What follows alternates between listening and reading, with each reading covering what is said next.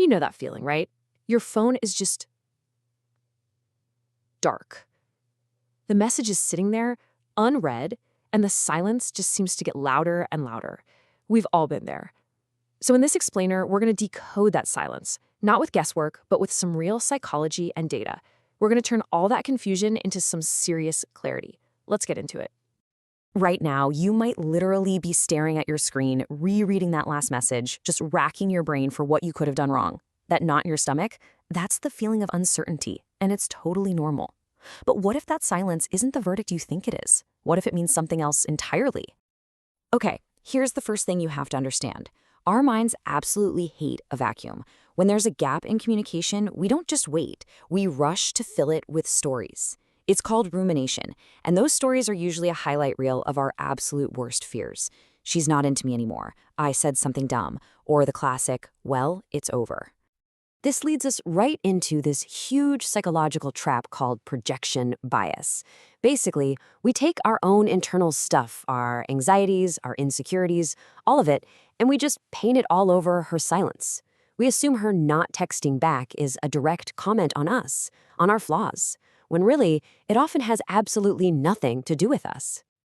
So let's try to shift our perspective here. Instead of seeing silence as just nothing, let's start seeing it for what it actually is, a form of communication. Believe it or not, it has its own grammar, its own vocabulary, and if we just learn how to listen, it tells a story.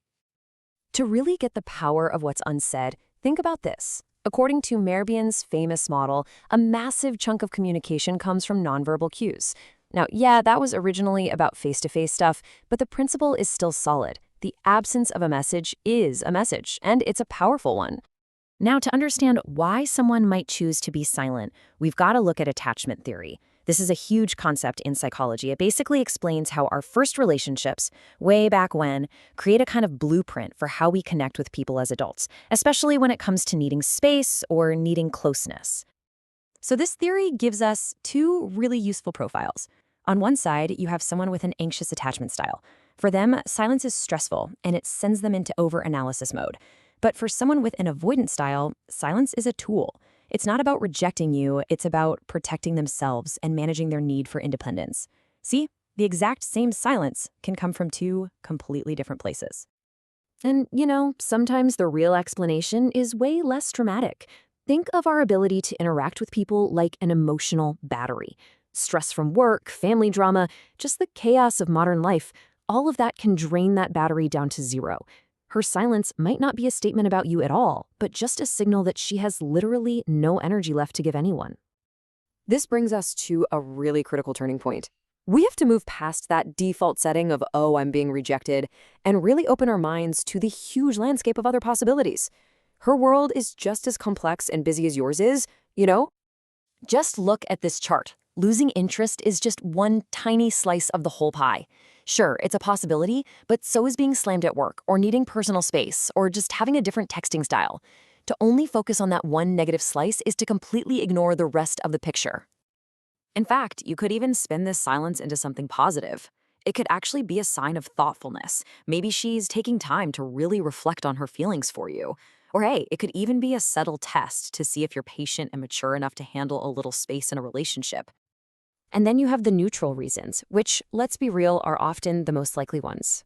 Maybe her job is just insane right now. Maybe she's an introvert who needs to recharge her social batteries. Or maybe she's just not a big texter.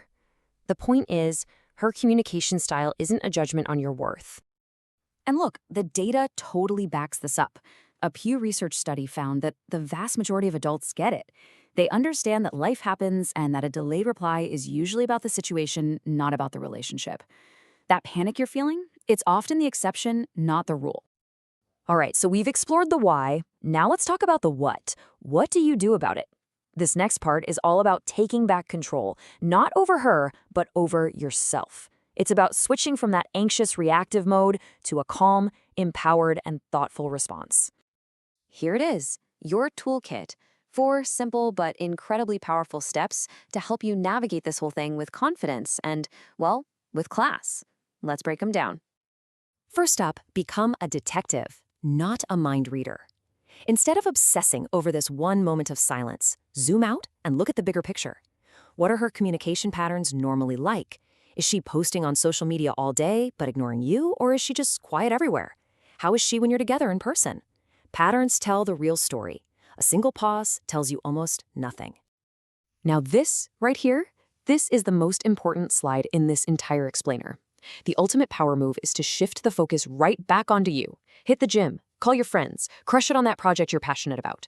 Your value as a human being is not and will never be determined by a notification on a screen. Building your own life makes you resilient, and honestly, it makes you way more attractive. So let's just recap the big ideas. Number 1, silence is speaking. You just have to learn its language. Number 2, look for patterns over the long run, not just a single pause, to get the real context.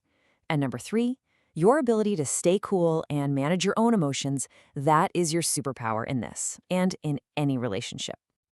And we'll end on this thought. This whole journey isn't really about becoming an expert mind reader. The real goal, the real win, is to get to a place where her silence doesn't mess with your inner peace. Because when you get there, you've already found the answer you were looking for.